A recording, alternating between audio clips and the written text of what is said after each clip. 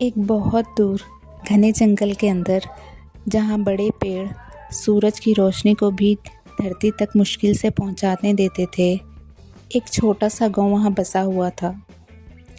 इस गांव का नाम था निरंगपुर, क्योंकि यहाँ सब कुछ हरा और भूरा था। ना कोई लाल गुलाब, ना पीली सूरजमुखी, ना ही कोई रंगीन तितली दिखती थी।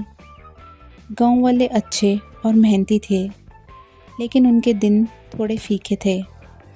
गांव की नन्ही बच्ची मीरा, जिसके दिल में दुनिया भर के रंग भरे थे, हमेशा सोचती रहती थी, काश हमारे गांव में भी सुंदर फूल होते जो हवा में झूमे और खुशबू फैलाए। वो अक्सर अपनी पुरानी फीकी गुड़िया को लेकर जंगल के किनारे बैठ जाती थी और रंगीन सपने देखा करती थी। उसका ये सपना हर रात उसी आंखों में झिलमिलाता था।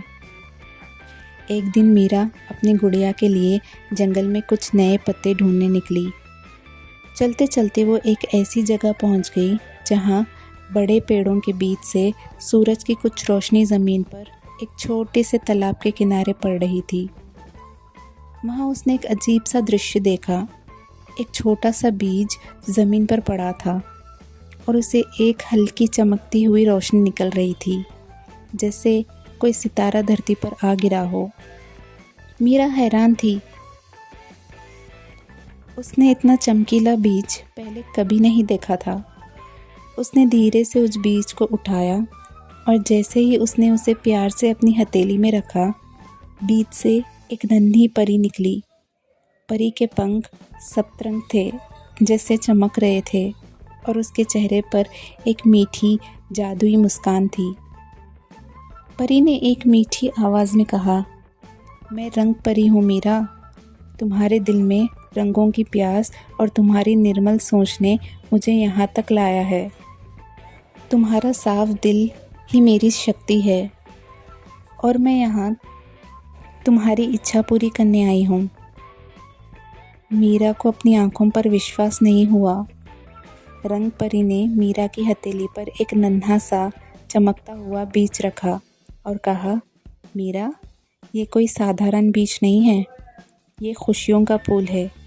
इसे तुम्हारे गांव में वो सब रंग लौट आएंगे जिनके तुमने सपने देखे थे।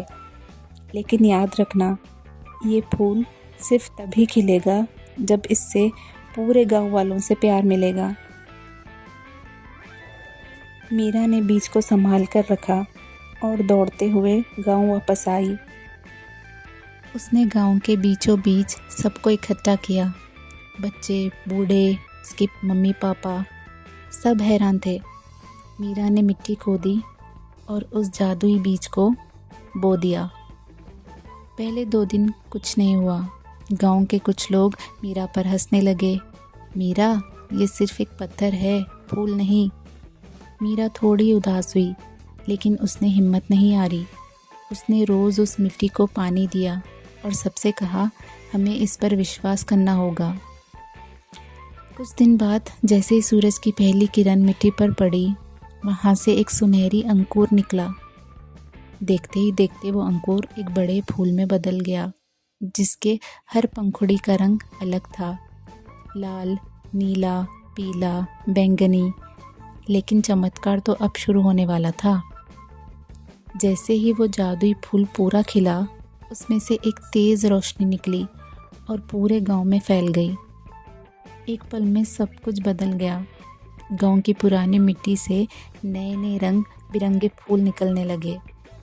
जो घर पहले फीके और भूरे दिखते थे, अब उन पर सुंदर बेलें चढ़ गई थी।